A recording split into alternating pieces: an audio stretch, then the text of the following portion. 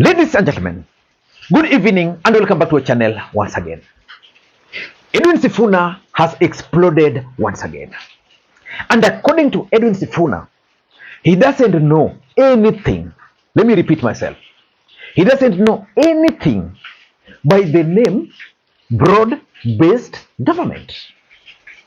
And that explosion by Edwin Sifuna, in my view, is a direct shot at Raila Odinga and William Samoei Arap Ruto. And I have several questions to ask. Speaker, let me first begin by saying this thing called BroadBased, I don't know where it exists.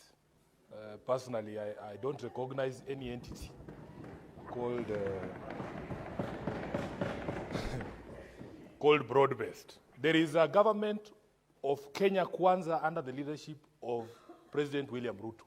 Every cabinet secretary who serves in that government serves the Kenya Kwanza government. And I want to join what Senator Khalwale has said. Some of these individuals who joined government recently think they are there to represent their ethnic communities. That every time a cabinet secretary stands up, he tells you how much the Ministry of Energy has allocated to power projects in Nyanza. So the rest of us lawyers are sitting there wondering, Allah, so who is going to speak about the projects in Bungoma? Who is going to speak about the projects? Honorable Speaker, I have said on this floor that as a Senate, as a Parliament, it is the responsibility of all of us, irrespective of our political parties, to oversight the national governments and the county governments. Honorable Speaker, if there is a problem with a CS, that CS must account to Parliament as an institution, not even to their political parties or this thing monster they are calling broad-based. It doesn't exist in my view. So, Honorable Speaker, yesterday I saw at night, just before the game between Inter Milan and Barcelona began, I saw the CS of Treasury on Citizen TV. He has time to appear before Citizen TV, but he has no time to appear before this house. I refused to watch that interview and switch to the football match because I was expecting him here. The conversations that are important to me from that CS are the ones that happen here. Speaker, we have said, when I used to be in the SBC, that the CSs must write in good time to tell the House that they will not be showing up. If a CS insists on writing on the day before, that is absolute contempt, and they must be called out. Honorable Khalwale, trust me, for as long as I remain the senator of Nairobi, for as long as I remain a senator in this House, and the oath that I took there on the first day that I came to this House, there is not going to be a minister that we are going to protect or babysit or cover up. It doesn't matter whether they come from ODM or from wherever. They are there to serve the public, and we will call them out, Honorable Speaker, as we have always done. So, Honorable John Mbadi, I will call him by his name, must know that as a House we are unhappy that he has time to attend rallies where he explains how much money Luos are going to get from this government, and he has time to go to Citizen TV to tell us lies about economic growth. When you read the newspapers today, data from the Kenya National Bureau of Statistics, Honorable Speaker, is saying that the economy has done the worst since COVID, that we have lost jobs, that salaries and wages have shrunk because of the taxation that has been imposed by this government. Then you go on Citizen pontificating there about the work that you are doing. Honorable Speaker, we will call out these cabinet secretaries without fear. Mimi siogopi mutu. We will say these things publicly because that is what we swore to do. Honorable Speaker, that CS, in fact, you need to confirm to this House if since he was sworn in as CS, he has ever appeared here. I have never seen him here. I have never seen him here. Where? Yeah. So, Honorable Speaker, this is an issue that we as a leadership in the Senate have to call out, and we have to insist that we have to do our oversight as senators, regardless of whatever monster people think exists in this country called broad-based. Thank you, Honorable Speaker. Ladies and gentlemen, that's Edwin Sifuna. Let me just ask you this question. Do you think Edwin Sifuna doesn't know anything by the name broad-based government? I'm asking that question because Edwin Sifuna is not your ordinary politician. Number one, Edwin Sifuna is the Secretary General of ODM Party, which means as the Secretary General of ODM Party, Edwin Sifuna ideally should be speaking on and for ODM Party. Which means if Edwin Sifuna says that he doesn't know anything by the name broad-based government, that should actually be the position of ODM party. Number two, Edwin Sifuna is also a close ally of Raila Odinga, but under attacks from alleged Raila Odinga's loyalists. Ladies and gentlemen, in this video, I want us to go through the explosion by Edwin Sifuna, and I want to ask some few questions. Before we do that, for those who are watching this channel for the first time, please take a second or two. Click that subscribe button so that next time we produce a video like this, YouTube will automatically notify you. And to the subscribers, I want to continue thanking you guys for your continued support. Ladies and gentlemen, do you think it is by coincidence that Edwin Sifuna has always maintained that there is no way William Ruto will be re-elected again in 2027, even if Raila Odinga were to support him?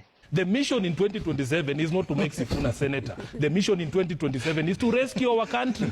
Whatever it takes, Trevor, if it takes Sifuna losing the Senate of Nairobi to kick William Ruto out and make him a one-term president, so be it. That is a higher calling than me being senator. You know? So I am telling you, Ekuru, you have what we call delusions of grandeur. Nobody wakes up thinking about Ekuru or Third Way Alliance. We let you run alone in a repeat election. You came up with 18,000 votes. That's a third of the votes that I got in Kileleshwa ward in Nairobi. That's what I'm telling you. One of the things we've learned in the past is that we have a responsibility to advise our leaders. And the beauty with the party leader Raila Odinga is that he always falls back to his troops to advise him. And he listens to the advice. The advice that we failed to give in 2018-2022 was that you were associating with a government that was extremely unpopular and that we were going to end up carrying the burden of incumbency when indeed it was not our government. This is the exact same situation that we find ourselves in. But the responsibility on the people who believe in ODM, who believe in the values of this party, is to not make the same mistake we made last time by keeping quiet and saying, oh, let us just keep quiet, this thing will work out. It did not work out. We are not going to make the same mistake. We have a responsibility to say, and I've said it here, it doesn't matter if you are not performing as an incumbent, if you are doing the things that this government is doing, it doesn't matter who supports you, you will still come up short. And I've given you the example of what we did last election. We had a coalition of 26 political parties, including a sitting president. We still came up short, Trevor, because we did not address the issues of the people. And the incumbency, the presidency, all those things that were happening, including the bodies showing up in Rivayala, the state of the economy, the demolitions, all of those things, we ended up carrying that burden. And I'm telling you, for as long as I'm SG of ODM, I am sworn to give proper advice to my party leader. I cannot go to Bungoma and be told by the people who supported Ruto that they no longer see him as somebody they can support. Then I come and report the opposite. Okay. I am not helping my party leader. Should your party insist that this is the direction we're taking, what happens? We will cross that bridge when we get there. I can tell you for a fact, Trevor, at the end of the day, my responsibility is to put things on record so that history can record that I warned that this is something that would still hurt us as a political entity. And honestly speaking, if you look at the political dynamics in the country right now, it would be very foolish for ODM not to field a presidential candidate. It would be extremely foolish. If you look at the math, President Ruto was declared president by a margin of 200,000 votes. All Raila needs to do, all ODM needs to do is to keep all its constituencies. We have not lost any of our constituencies. Okay. He has lost almost half of his constituency in Mount Kenya. Okay. How do you then support somebody? How do you help somebody when you can help yourself? That is something that does not make any sense. That's why I saw. And now Edwin Sifuna declaring that he doesn't know anything by the name of the broad-based government. Ladies and gentlemen, let me ask you my first question. Why is Raila Odinga yet to punish Edwin Sifuna for taking that particular stand? Why? For me, I have two theories. The first theory I have is that maybe Edwin Sifuna and the group, that is Nyong'o, that is Orengo, are so powerful within ODM party, or they enjoy support of ODM members. And because of that, there is nothing Raila can do, because he fears that if he were to go ahead and punish someone like Edwin Sifuna, probably ODM is going to be split. Because at some point, I also remember Professor Peter Anyang' coming to the defense of Edwin Sifuna, and he was very clear that Edwin Sifuna is actually the future of ODM party. Secondly, I think you read the interview that Sifuna had Kenya Times recently, where he made it very, very clear. Being the Secretary General at the spokesperson of the party, he clarified every issue. And since then, we have not seen any writing about Sifuna in the newspapers at all. Sasa wewe ni nani? Sasa wewe unaanza leo kupinga Sifuna. Wewe ni nani? We in the party sourced Sifuna from his professional work to bring him to the party. And he has been doing an excellent job since then. Ama sivyo? So let us support him. We in the party support him. Let the people support him. The guy is built for the future. Ama sivyo?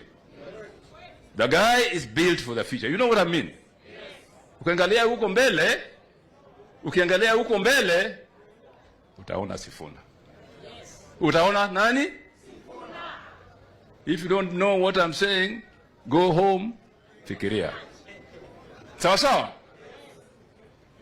So maybe they fear, Raila fears that if he were to punish him, that would be bad. I'm also looking at the possibility that Edwin Sifuna might actually be pushing the narrative of Raila Odinga. That Raila Odinga is in this broad-based government, but he doesn't believe in it. But because he's already in it, he can't speak out. So who can speak out for Raila Odinga on this issue? None other than the ODM party Secretary General, who happens to be Edwin Sifuna. And that's how politics is normally designed. My second question is that, is there something which Edwin Sifuna, as the ODM Secretary General, knows about this broad-based government, which we don't? Because you are all alive, those who are watching this video, when Edwin Sifuna appended his signature and was witnessing Raila Odinga signing the document between ODM and UDA party. He was there. Is it possible that there is something which Edwin Sifuna knows that some of us we are yet to know? If I were to answer that, I'm also convinced that there is something which Edwin Sifuna knows, which probably some of us might not be privy to. For me, that's the second question, which is also very important. Is there something which Edwin Sifuna knows, which we might not be knowing? Number three, and this is a question I've been asking on this platform on many occasions. What is ODM's game plan for 2027? If you are to pull aside most of ODM leaders, including MPs, senators, and governors,